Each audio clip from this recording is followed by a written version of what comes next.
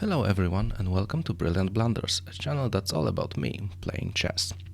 In this video I'm going to cover round 3 of the Pakleza Cup tournament that I played in.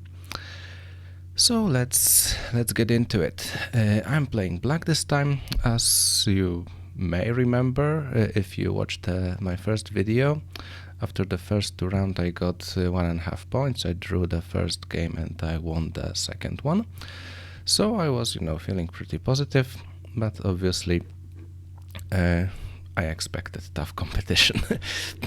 So let's go. My opponent starts with e4. I play c6. I play the Caro-Kann. This is my main opening and I'm always happy to play that. He goes d4, d5, and he's going for the so-called classical Caro-Kann, right? So he's not pushing, he's not taking. He's just defending this pawn. So obviously I take, he takes, and here I'm playing this knight f5 system.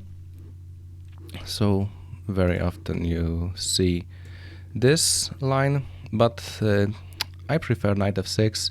This one often gives white a lot of attacking opportunities because you go here, here, you develop the second knight. I don't know this. White can already start an attack with h4. And this is, of course, all established theory. Black is fine, but I just prefer going knight f6. So despite the fact that I get this slightly, you may say, spoiled pawn structure, where my f-pawns are doubled, I would say that this is not bad at all. And obviously, this is all theory, right? So it's approved by the best players and the best engines that this is okay. You can do that. This is not such a weakening move. In fact, you actually get immediately control over the g5 square. So there is no knight f5 or bishop g5 threats that are coming your way. You get a very easy development because you're just 2 moves away from castling. White needs to spend some more moves, and that means you're quicker to put your rook on the e file. That's the only open file in the position. So it actually, for the price of this slightly worse pawn structure, it gives black a lot of active play, I would say.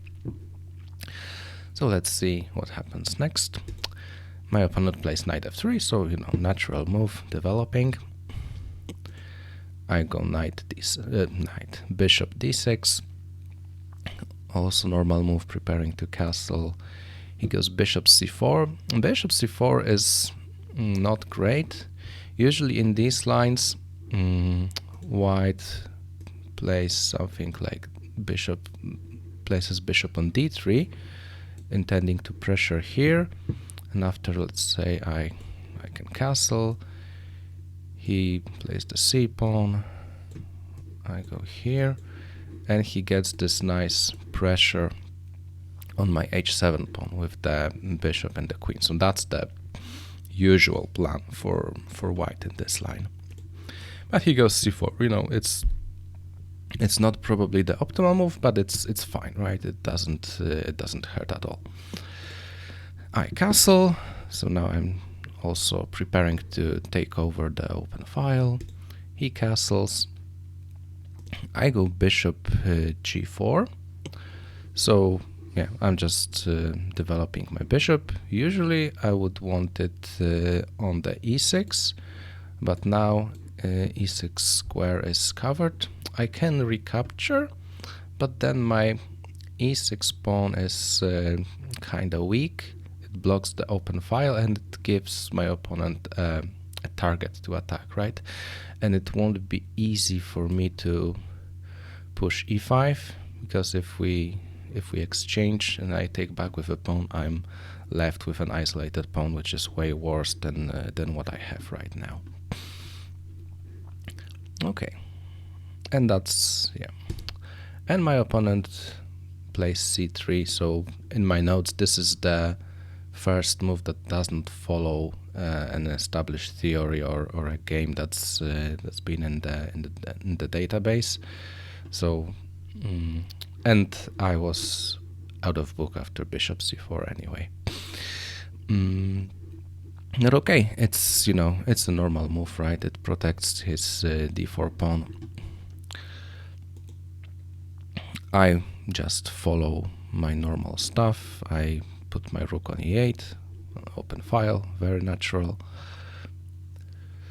And yeah, in general, the way that my opponent played this opening, it's probably not the most challenging way that white could play in this line. And I think like black is already comfortable here.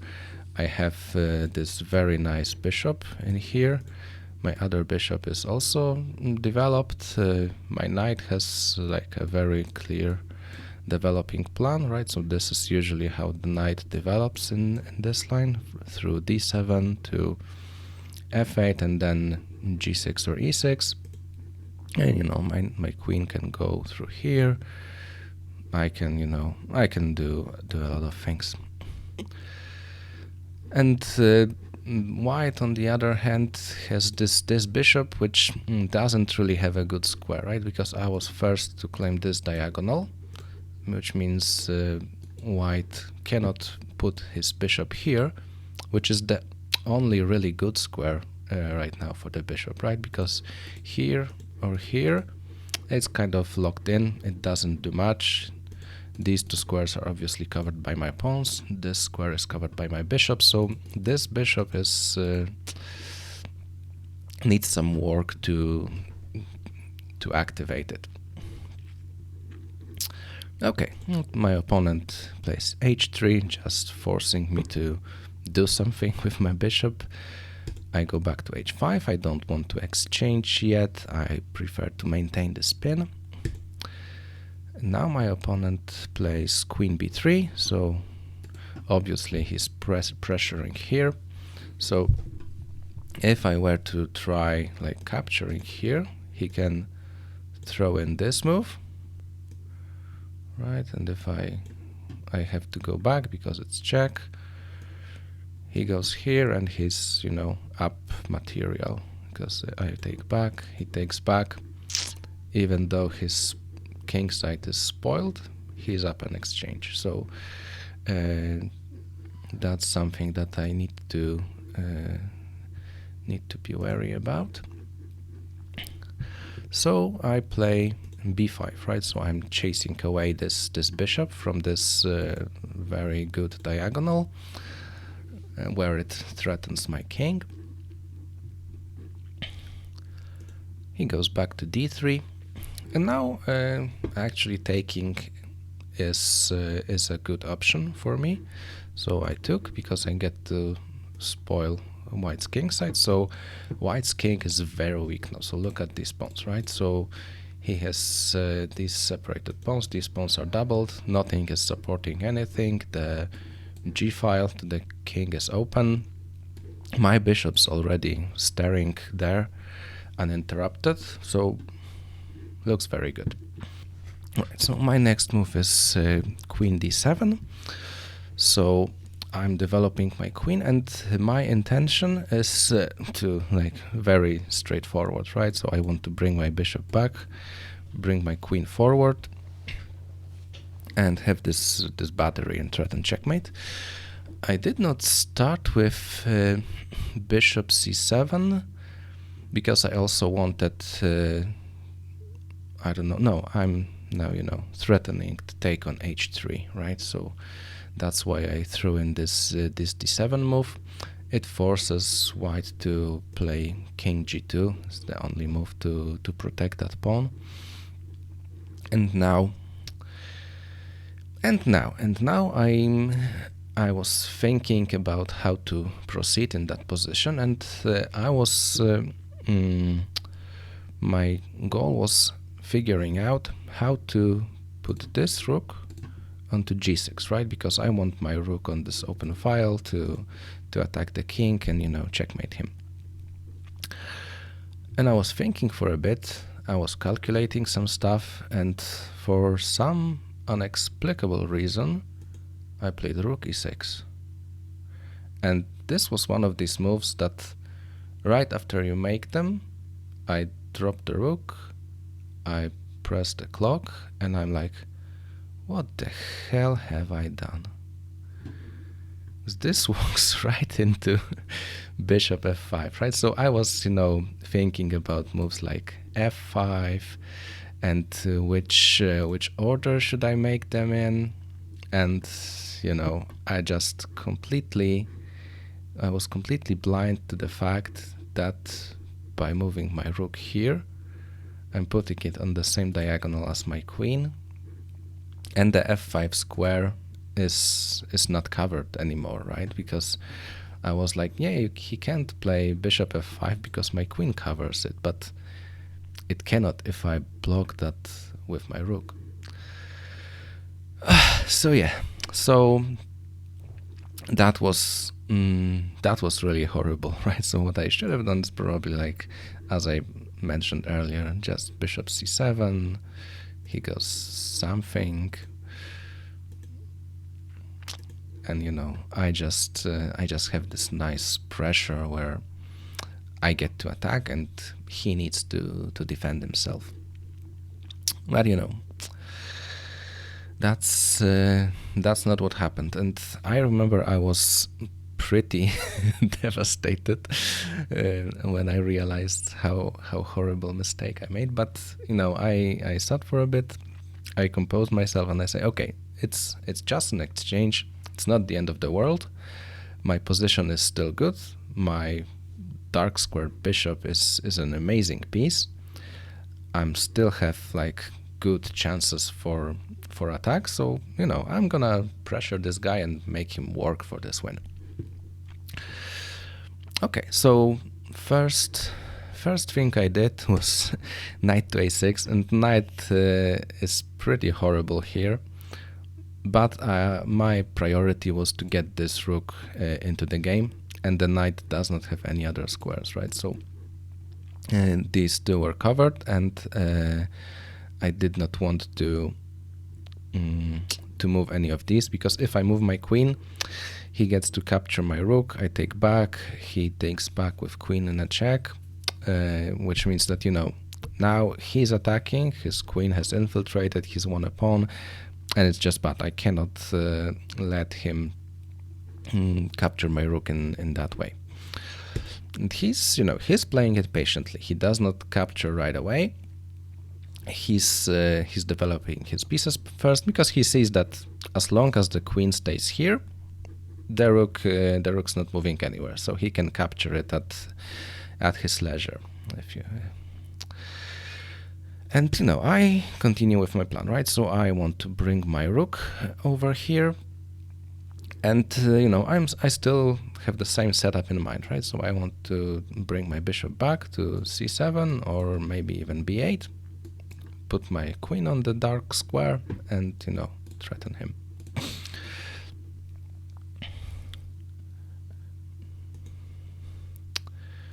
Right.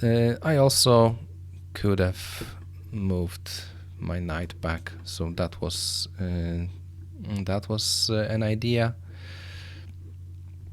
that way, so to bring it back into the game, but I was playing in here. Okay, now I realize the second part of my plan, bishop b8. I want to have flexibility whether I want to put my queen in here or in here. He plays f4, so he blocks the diagonal. That's actually a good move. The f4 is protected by the bishop, but on the other hand, this bishop is just completely blocked in by his pawns, so it's not doing much. And I'm playing queen d6, so I want to get rid of this tension. So now he has to take, because otherwise I just move away with my rook and he has no advantage. So he takes. I take with the f-pawn. I don't take with the rook because I want my rook, right? So I don't want to exchange pieces. I want to keep as many pieces on the board as possible. He's playing rook e2, so obviously his intention is to double along the e-file and hit my e6 pawn, which makes a lot of sense. And I'm, striking g5. I'm not I'm not here to just play calm positionally. I want to open things up, so he cannot capture, right? Because he just gets completely destroyed here. I think you can see this looks bad, right? So there's all sorts of trouble coming his way. This is checkmate. So he can't do that. And I'm just intending to capture this pawn and open the g-file. And my plan was king goes here, rook goes here, and we have a party.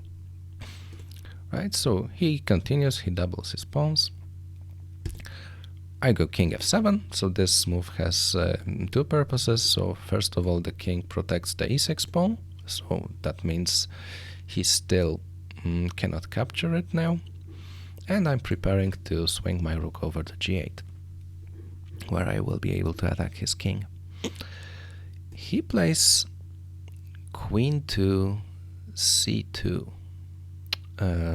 which is, it's attacking the h7 pawn, so I have to do something about it, obviously. So I play f5, very obvious, just blocking the diagonal, blocking his option to push the f pawn. So now I will get to capture this pawn.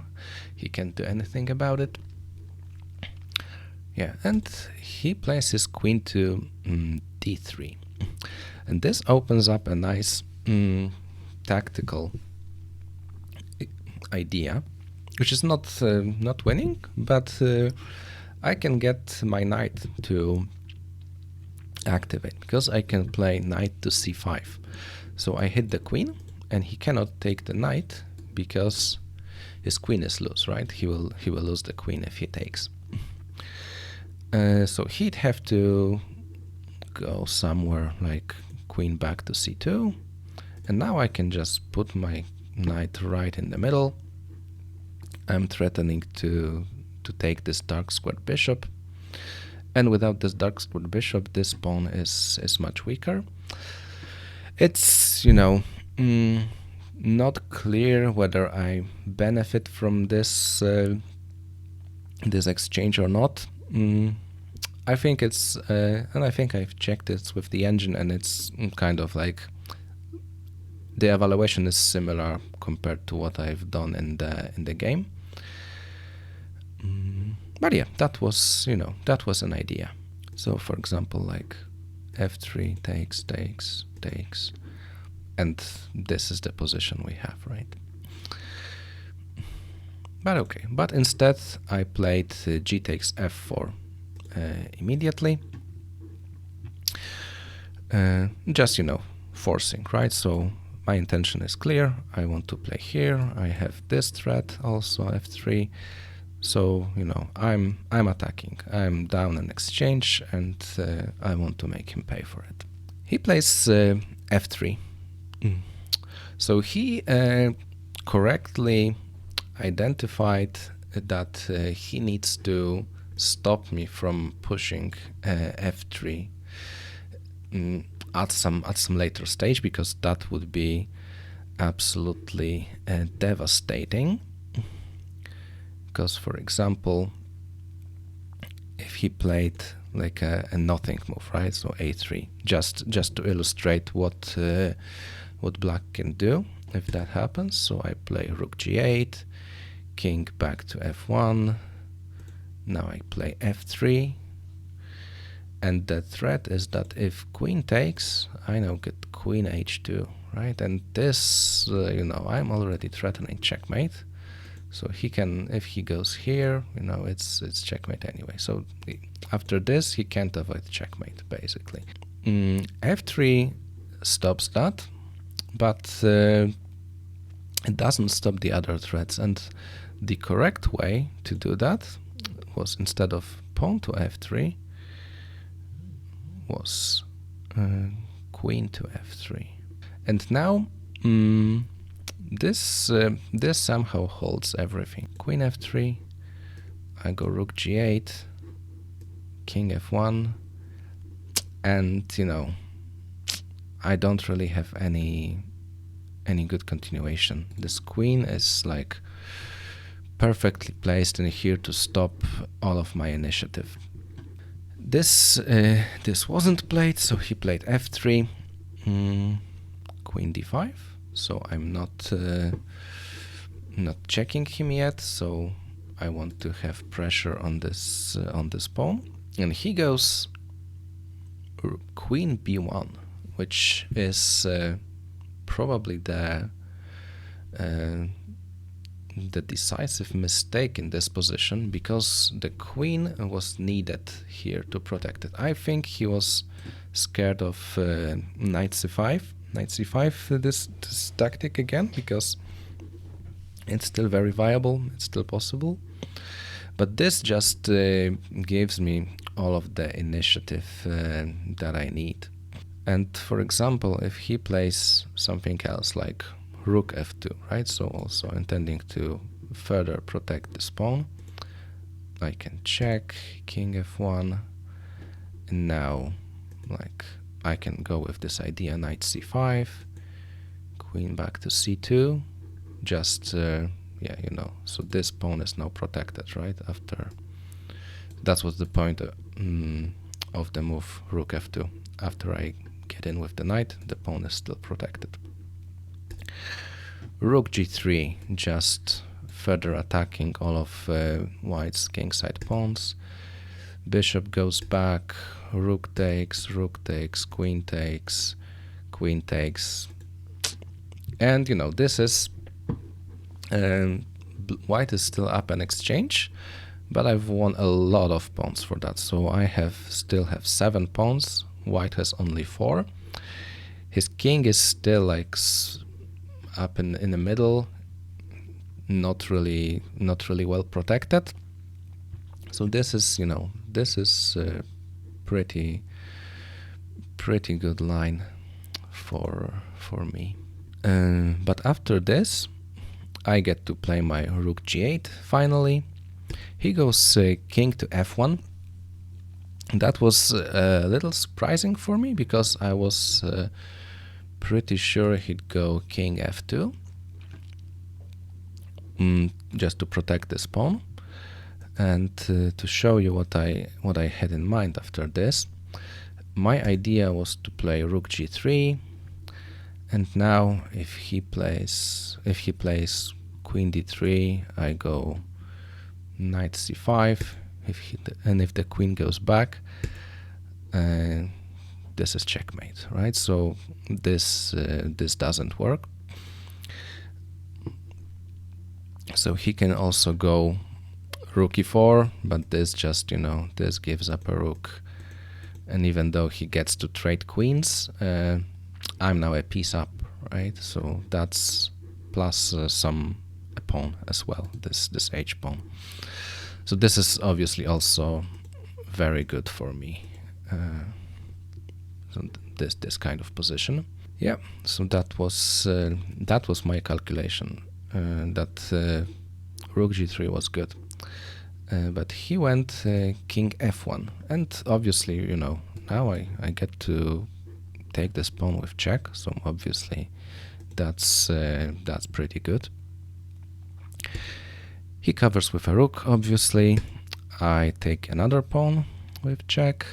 He goes king e2, and this is what I had planned. Now I get this move f3, right? So the move that was supposed to be stopped earlier on by pawn to f3, but this pawn is now gone, right? I captured with my queen, and now I get to play this. And now his king gets further up the board.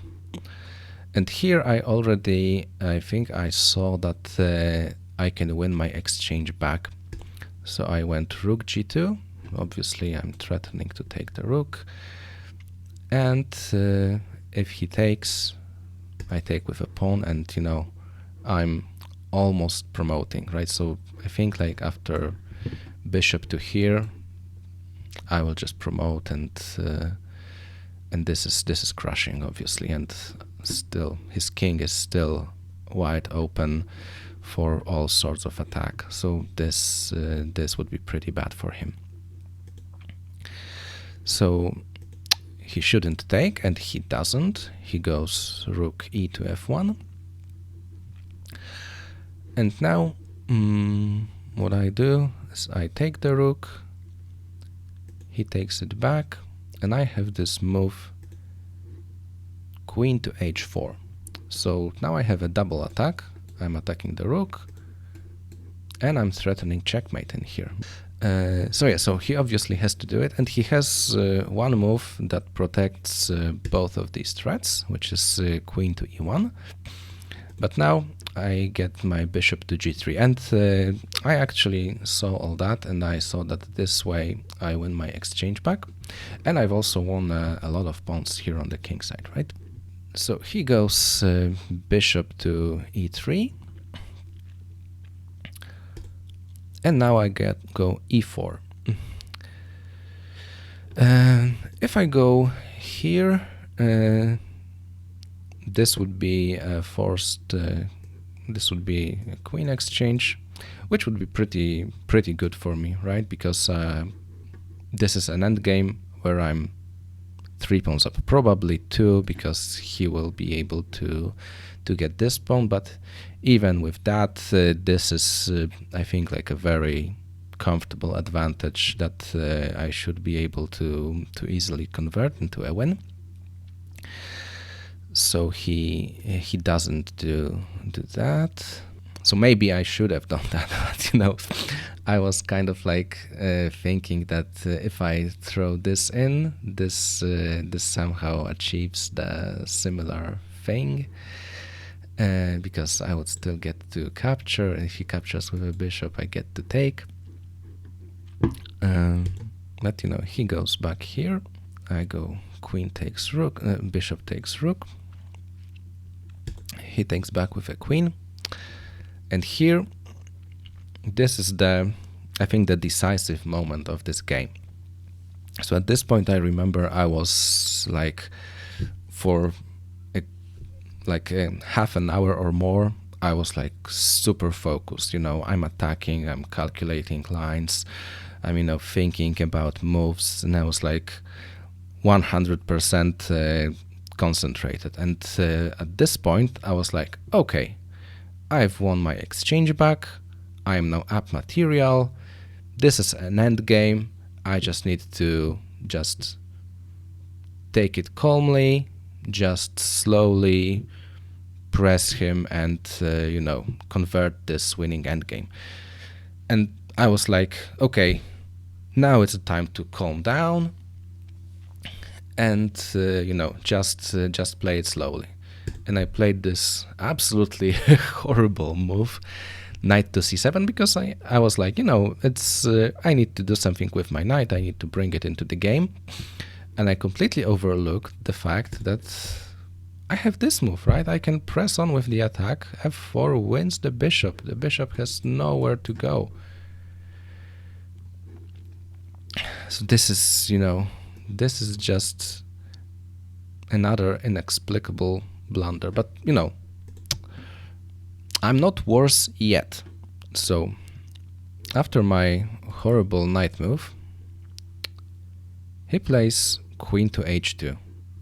And I'm like, okay, he's activating, he's attacking my pawn. He has his bishop in here. And I completely missed the fact that he's also attacking my knight. So I was like, oh no, my king is in danger, right? So this pawn is falling, and I need to do something to protect it. So I played king g8. I just gave up my knight, just like that. And the funny thing is, I could actually play knight e8, and even if he takes the pawn, I get to cover with the knight, and I'm safe. He has no further checks. He can, he can put extra pressure on my knight, but I get to like check him over here, he goes here, and I can even like go back here to protect my knight, and I'll just push this pawn. So this wasn't even bad. This was still winning for me. But no, I had to blunder my knight, and at this point I was like, oh crap, I messed this up. I fought so hard, and now I'm losing again. So I played queen g4, just to kind of, I don't know, get some activity. And he checks me, I go here, he checks me here, and I go king g6. And this is like the final nail in the coffin, because now this is a forced checkmate. So there was nothing from this point that could have saved me from checkmate, while this move, this is a draw according to the engine, because he cannot do anything to progress here. So he can take my pawn, but now I get here, here, here, here, here, and he can cover with the bishop, and then I push my pawn, and now just notice my queen is protecting this e6 pawn, so he cannot take it with his queen. And if he moves his king, I just, I win your bishop, and now we're in the game again. So now my extra pawns matter. So yeah, so the correct way to do this was to not blunder checkmate. Amazing, right? Amazing insight. So after this, yeah, this, he can just, repeat moves like this. I have to just keep watching here, and that was kind of how the game could have ended in a draw. But I got checkmated. And just looking back on this game, which I hope you found interesting, because there was a lot going on. I think like all of these attacking ideas that black has in this position, and all the various defensive resources that white could take. This is like a lot to potentially analyze. So if you'd like to just have a look at this position and come up with plans. But the crucial mistake that I made was not even a mistake on the chessboard. It was in my head, right? Psychological, because at this one point where I mentioned where I won my stuff back, and I just decided, okay, just calm down. I totally lost my focus, and that led to like a series of like really, really bad moves that threw away all of my advantage. So a learning experience from this: just stay focused until the game is over, because it's never too late to blunder something horrible and throw away all of the hard work that you've made up to this point. So I hope you enjoyed this video. I hope you enjoyed the game. Give this video a like, leave a comment if there's anything that caught your attention, or you have any questions to me. Subscribe to the channel if you want to see how I do further in this tournament and hopefully some other tournaments in the future. And goodbye.